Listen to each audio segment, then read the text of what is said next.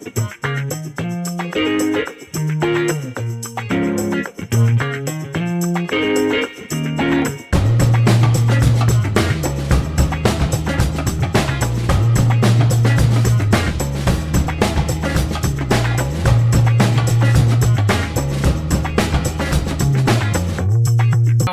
evening, everyone. Welcome to the Vernon Public Art Gallery's Artist Talk series. My name is Kelsey Belahowski, and I'm the Learning and Community Engagement Curator here at the Vernon Public Art Gallery. And as a cultural institution, I would like to respectfully acknowledge that I'm currently situated on the unceded and ancestral territory of the Syilx Nation. I would also like to thank Alternatives Funeral and Cremation Services for supporting the Art Gallery and our Artist Talk series. So tonight, I'm very happy to introduce to you Sean Caufield and Susan Colberg. So currently at the Vernon Public Art Gallery, we have an exhibition on display titled Infodemic. And so Infodemic is an artist book project made up of text and image pairings that were created out of an interdisciplinary project between Sean Caufield, who is a professor in the Department of Art and Design at the University of Alberta, Timothy Caufield, a professor of law at the University of Alberta and current Canada Research Chair in Health, Law and Policy, and Associate Professor Sue Colberg, who is a professor in the Department of Art and Design at the University of Alberta. So this collaborative project examines the impact of misinformation around health issues in the context of the COVID-19 pandemic. So without further ado, please give a warm virtual welcome to Sean Caufield and Susan Colberg. All right, well, thank you very much for that introduction. And I'd like to start by just acknowledging that Sue and I are on Treaty 6 territory here in Edmonton. I'd also like to just say a huge thanks to the Vernon Public Art Gallery for giving us the opportunity to exhibit this work. It's great to be able to share it with your community. Sue, I pass it to you. I don't know if you want to say any opening. Yeah, I just wanted to thank Kelsey for the nice introduction, and I'm very honored in a way and feel like, an imposter because it's an artist talk and I'm not really an artist, I'm a designer, but we'll get into more of those details later. So. Great. So tonight's talk, we'll talk for about 25-30 minutes, and it's going to really be broken into two parts. Sue and I have collaborated for, I hate to say it, Sue, over a decade now. Yeah. On various projects. And we've done a lot of artist books together. So the first part of the talk will be focused on how we kind of got here, how we got to collaborating on artist books and what led up to Infodemic. And then the second part, we'll dive into Infodemic with a little bit more detail. So I'm going to go ahead and share the screen. Mm-hmm. And here we go. So as I say, Sue and I have been collaborating on artist books for a long time. And I guess this was our first major one. It was called Darkfire. And Darkfire was a project that we also collaborated with a poet by the name of Jonathan Hart. And for this project, I was sort of interested in the work of William Blake, of course, very famous artist and one of the first people to really explore the book as an art form. And in particular, I was interested in his work that looked at Dante's Inferno. So the three of us thought we'd kind of look at that work and then respond and kind of make our own collaborative work that spoke to some of the themes from that original famous text by Dante, of course, in a much more kind of open-ended, more abstract way. But it was an interesting project, and so I worked on etching and mezzotint plates, would give the plates to Jonathan to work on, and then we would then turn to Sue for collaboration in terms of typography and book design.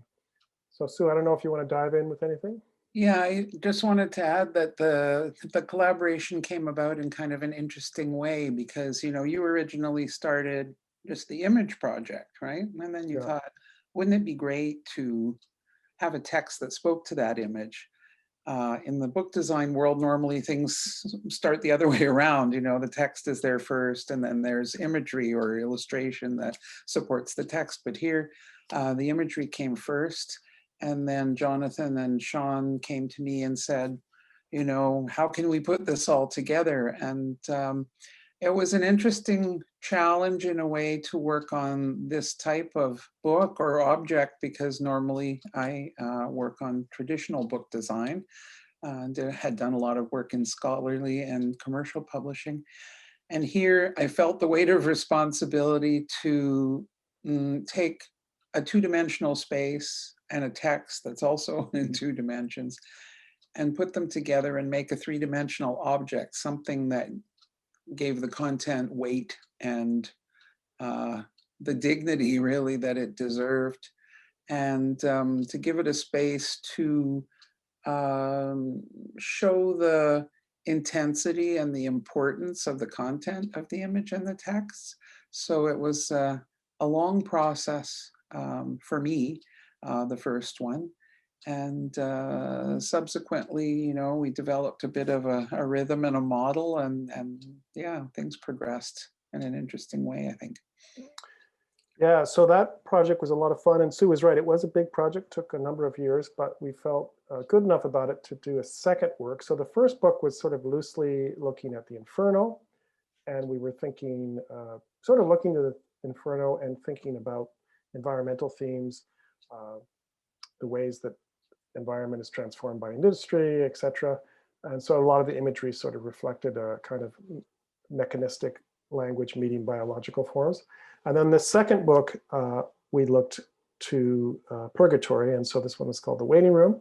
In both cases, the books are unbound. So the papers or the spreads kind of fold out in the book. And they're printed intaglio, mezzotint, and letterpress. So the text is done through letterpress. And the way the books are designed is that since, as Sean said, the individual pages are unbound, we had to think of a way to bring each image together with the text that really worked together with that particular image. I mean, they were distinct pairs. It wasn't sort of a random selection of images and text. So each image text pair comes in a kind of folder, so that even the process of looking through the book is quite a endeavor. It's an experience. You have to turn these big pages because the scale is quite large. This is what, 20 by 20 or something like that? Yeah, 23 by 23 actually inches. And Darkfire, the first one we showed, was 16 by 20 or something like that. That's right. This is a clamshell, so it opens just like the cover of a normal book, but Darkfire, the first one, is actually a kind of triptych. So you open, 2 sides, and then you have this huge environment for the pages to kind of be taken out one by one and looked at and pondered over. So it slows down the process of looking at the work, the imagery, and also the reading of the text, I think, because of the design of the whole object. One of the things that I really loved about collaborating with Sue on these projects is, and artist books in general, is the way the form itself is so malleable. We've exhibited these projects in very small environments, like in a rare book collection, where you have a very intimate experience with the book. And in other cases, the book kind of unfolds and expands out, and we can show them in larger gallery spaces. So I really personally like that quality about artist books. That for the public and for viewers, they have this kind of varied experience. So the next book, I should note that Sue and I have collaborated on a lot of other things. But the next major artist book we collaborated on was this one, Water Circle. And in this case, I worked on a large sort of accordion landscape image. I'll show it in a moment. And again, thinking about environment and change. We were just earlier talking about all the forest fires in BC and Alberta, Saskatchewan, and I guess that kind of huge environmental change that we're seeing, and just a reflection on that. And then I approached my brother, actually, Caufield. He wrote a poem, and he was again reflecting on this idea of change, but also on the idea of cyclical qualities in nature and in being. So this is the, I guess, cover page and the title page and the poem. So you want to dive anything? Yeah, I think maybe if you show the next slide. So these are some, I should note they were lino cut right. blocks, yeah. And this is just details from the larger accordion. I think I have, there's the full accordion. So yeah, So so you again, can, it's quite long, quite large, and when folded up as an accordion, you know, you're only seeing a page or two at a time. But if you fold out the full accordion, it's quite an intense image. There's a lot of black, as you can see. And so to design the text and design the housing for this long image was a good challenge. The text, in a way, is quite, the content of the text is quite delicate and gentle in nature, but it's speaking to this, you know, environmental change and so on. And so to keep that sense of delicacy while still giving it enough presence to stand up to the very, very strong image was the challenge in this particular one. So it's covered in a case of black watered silk on the outside, and the name Water Circle is stamped on the cover, and the identical word typeset Water Circle is there on the inside, counterbalancing the poem. And I think it works well in that, you know, you have this sense of lightness and delicacy. It's kind of a foil, a counterpoint for the very, very intensive look of the image, and it allows the image to really stand out, you know, and be bold, and so the text really supports the image in a nice way, I think. so the next one is a planet for sale, and this will be the last one before we dive into Infodemic. But this is a project that Sue and I actually engage with right now. We have a lot of the work done on this, but it's still kind of unfolding a little bit. And this was a project that I got involved in because I was part of actually a larger interdisciplinary collaborative project called Speculative Energy Futures. And as the name suggests, it's a project that's looking at energy transition and thinking about all the dimensions to energy transition. So on the one hand, there of course is technological change that needs to happen for us to move away from fossil fuels. But there's lots of social and political implications, and that's sort of the nature of the project. So for my part in the project, I collaborated with someone by the name of Stephen Hoffman, who's a professor at York University, and also Caitlin Fisher. Stephen Hoffman did the text. Caitlin Fisher is doing augmented reality for the book. And then of course, Sue and I have been working together. Oops, sorry. The project is based on this idea of trying to create a work that speaks to a number of age groups. So we were interested in sort of thinking about children's books, talking to younger audiences, but at the same time making a work that's sophisticated enough that older audiences can enjoy it or engage with it as well. The storyline is initially about someone who's trying to sell a planet that's been damaged, that's had a lot of things go wrong with it. And they're trying to, you know, as we do when we sell things, make the bad things sound good. So this sort of drives the initial narrative along. And Stephen Hoffman wrote the text with a nod to Dr. Seuss. So the rhythm in the text and the kind of style in a way of approaching the text, as you can see there at the very bottom where it says, yes, there's more. It's, you know, very kind of related to some of the things that you see in Dr. Seuss books. But of course, the subject matter is quite different. Yes, except a real nod to the Lorax, which has a very strong environmental. Which is very much similar and related. Yeah. So all the images are lino cut prints, and in making the imagery, again, I think there's a kind of reference to lots of illustration, but maybe some acknowledgement of the kind of forms you'd see in Dr. Seuss. But again, thinking about images that speak to environmental change, that have a somewhat of a whimsical quality, but at the same time, maybe a dark undertone that speaks to the kind of challenging impacts of environmental change.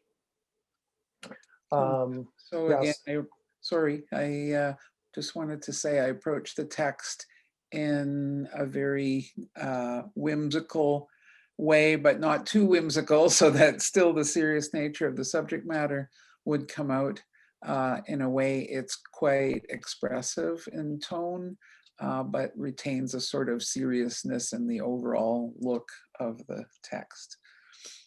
Yeah, one of the things that I've always loved about collaborating, and particularly collaborating with Sue, is the surprise you get when something comes back after you've given, like, for example, Sue got the text and then these really interesting, inventive compositions came back. And I think that was terrific on Sue's part, but also helped me to think about other images as well. So there's a kind of back and forth that happens as we collaborate. We're also making a smaller version that's a kind of a trade cop version for other initiatives in the speculative energy futures project. And so this is the, I guess, the title page for that, right, Sue? Mm-hmm. Yeah. Yeah, the original book, the dimensions of that are even bigger. It's our biggest one yet, I guess, 24 by 36 or something close to that. And the trade copy, of course, is 6 by 9. And then we have the reduced edition, the sort of or do we say condensed version for the Flex Kit initiative that Sean was mentioning. So it has taken several forms and adapts really well as far as the scale and so on. Yeah, so we're looking forward to seeing how this all comes together. We're getting there. Yeah. So last, we're into Infodemic, and as was acknowledged in the beginning of this talk, it's of course a collaboration between Sue and I, but also my brother. This is an image of my brother, and it's a promotion for his TV series on Netflix. And Timothy Caufield is someone who's very interested in the impact of popular culture on health, on the ways popular culture can sort of twist messages around health. And for our project, he was particularly interested in the misinformation that was happening around COVID-19. So when the pandemic hit, he engaged in a larger project that really examined the question of misinformation in relation to COVID-19. And I think we can all remember when the pandemic first hit, there was all kinds of messages coming out on social media, things to do, things not to do. And much of it was not true, and it was false, and people were sharing information very quickly that could be harmful, and in many cases might have been harmful. So just quickly, the medical professionals would dive in and say, no, no, no. Yes, that's right. So there was this crazy kind of ping pong game of information. Yeah, and for people, for the general public, it's difficult. It's hard to know what to believe and not to believe and how to react. So his larger project was looking at that question, and Sue and I wanted to respond with another artist book that examined this question from a slightly different perspective. So this, we just looked at the title page. Here's the foreword, which gives some background on the project, etc. And then we dive into images. And the whole book, there's 10 images. The pages are 46 by 23 inch spreads. So when they open up, they're 46 by 23. And they're always this sort of bold statement, in this case, think accuracy, and then this kind of image as a pair. And that's how the whole book kind of unfolds. For my part, what I was thinking about was this question of quick and slow. This danger there still is with social media for us to want to share information so quickly. We just hit share, and again, this kind of spread of harmful information can happen very quickly. So for the imagery, I wanted to create things that slowed people down, that were enigmatic, strange, mysterious, that spoke to the body, that spoke to some of the feelings we might be having about our body during the pandemic, but that were a slower read. And then to pair them with these very bold, strong statements around misinformation, science, etc. And finding a way to, again, present the words, the hashtags, so that there would be a focus on the hashtag, but also it would be a nice counterpoint to the imagery. It was a surprise to both of us that a big black square would be the most successful way of doing that. But it's such a contrast that it brings out all the kind of rich blacks and the nice forms in the imagery. And then most of the words are quite long, and in a single string, they were actually a bit hard to grasp visually. So the two-tone, the gray and the white color break in the words help to put emphasis on the two ideas in most cases that are there in the hashtags, and let people really think about what does each of those words really mean in relation to the imagery. Yeah, and oops, for all the images, I've started with appropriating the imagery of Vesalius. So this 1500, this anatomical text from the 1500s.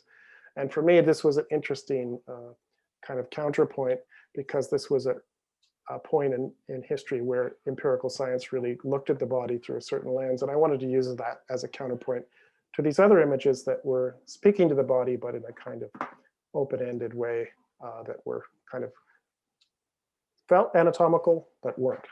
Mm-hmm. And the style of the imagery also is a kind of balance between the historical references and the contemporary. And so because of the nature of, you know, social media sharing and hashtaggery, if that's a word, the presentation of the word is very much that kind of science-based, hard-edged, very clear, bare bones communication in the sans serif typeface. The other thing I hope the work does is also just speak to the anxiety of the pandemic, how we kind of felt about our bodies, the kind of emotions we had, the kind of tension we felt. And so I hope that's present in the work as well. One of the things I really loved about Sue, some of the decisions Sue made about typography, was this decision to change the color of the text, which I think did a super interesting thing in terms of slowing down the read of the text, and spoke to the complexity of language and the complexity of language within the context of social media. Mm-hmm. And the presentation here is, it's a double page spread, so it is hinged down the middle, and those double page spreads are closed, so you see the outside, a blank sheet, and then when you open it, you have the black square with the image opposite, and there's a kind of nice rhythm in the pacing of the word to the left and to the right of the imagery, depending on the composition of the imagery. The word was placed on one side or the other. So there's this really nice sort of back and forth as you go through the imagery and read the texts. And I think it really, as Sean said, it slows you down and makes you think about each element, because they're so simple in a way and so few elements. That it really puts a focus on each individual element. The last main thing I wanted to say about this work is I've always turned to artist books because I love the tactile quality of books. In this digital age, I'm very drawn still to books, and I have a hard time reading on the screen. I need to read actual books, and I've always loved artist books and the kind of material quality of books. And that's why I continue to be interested in the medium, and why I think in a broader sense it's important in contemporary art. However, this is the first time that this work was also shared in social media.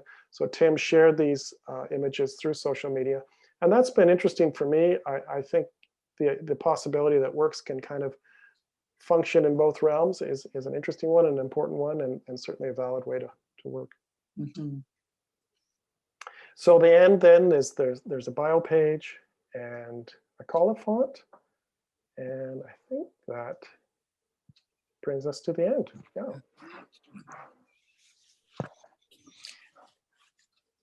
Awesome. Thanks so much. It's really powerful work, and I feel like it just works so harmoniously together. And yeah, really enjoyed seeing it in person. So I would encourage anybody to come check it out in person before it's gone, because yeah, like you had mentioned, you can see it online and it looks awesome, but in person, got that something else.